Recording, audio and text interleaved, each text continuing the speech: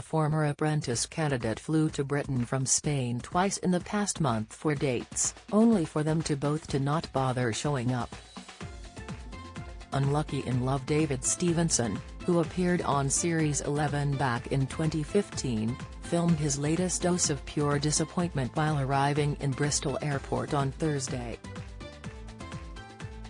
He turned up to discover the girl had planned to meet up cruelly changed her mind after telling him to come back to the UK to meet her. She cried off using COVID as an excuse, but entrepreneur David says he's not buying that. The 32-year-old had been enjoying nightly phone calls with one woman for months, but when he returned to the UK to see her a month ago, he claims she went silent. Undeterred, David then began chatting to another singleton and flew back over this week. However, when he landed on British soil, she claimed she had COVID and admitted it was really bad timing, though he doesn't believe her. In videos posted to TikTok, David sits in Bristol Airport looking disappointed while revealing he had been ghosted, while another video taken this week reveals he had suffered the same misfortune. But hopeful entertainment host David has now admitted there's still a chance for romance this weekend, after bragging he's been inundated with a lot of messages from other single women who have taken pity on his predicament. David, from Nottingham, said, "This isn't the first time this has happened to me. I got ghosted about a month or so by somebody else. I was stood up. I'd flown over a month previously and I'd met up with this girl. I'd already met her and been on a couple of dates with her. I was over for about 2 weeks. Everything was great and I'd flown back to Spain. It's hard to date living in Spain, so I'm willing to put the effort in.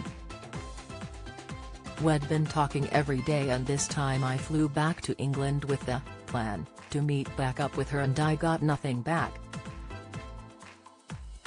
The moment I got back in England, she went silent. I landed back on British soil and nothing. It's purely disappointment. You're spending so many hours of your life invested in this person, from phone calls, messages, everything. There's only 24 hours in a day and you're giving up hours of your day for this person, and then to put yourself out there in a position of vulnerability and to be dropped, it's not a nice feeling at all." After posting about being ghosted the first time, David claims he was then messaged by a sympathetic follower who he began chatting her and agreed to meet in Bristol on Thursday. Certain he had found a good match this time, David was then left disheartened as his second date cancelled, blaming COVID. David said, "I followed them, they followed me back and we started messaging. We moved over to Instagram, then started FaceTiming every day, just chatting and getting on. Then I was like, should I just fly over and we can sort a date out? She lives in Wales and she was going to meet me in Bristol. Everything was going fine, everything great. There were telephone calls for 1 or 2 hours every day, we were getting on really well.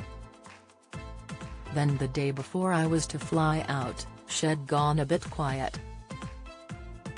She didn't reply to any of my messages but I still had the flight in the morning. I'm one of these people where I get that people can be busy. I'm not always on social media or my phone. I messaged her in the morning to say I was flying over and had just got to the airport. I got nothing. I still jumped on the plane. By the time I'd come off the plane, that video started blowing up a little bit and I think she may have seen it. She messaged me to say she had COVID, it was really bad timing and she was so sorry. I absolutely don't believe her. Despite the deflation, the businessman says has not given up on love just yet. "I'm going home first thing Monday morning. I still have chance for some romance this weekend. I've kept it as an open book," he added. "It's not necessarily that romance will happen, but I'm all for meeting people, making new connections with people while I'm here." Yesterday, someone reached out to me and said they were in Bristol city centre when I was and asked if I want to meet for a drink, so I met her for 2 hours. The reaction's been pretty immense if I'm honest. I won't lie, I'm being inundated with messages. I'm not sure everybody's for me, but I've had a lot of messages.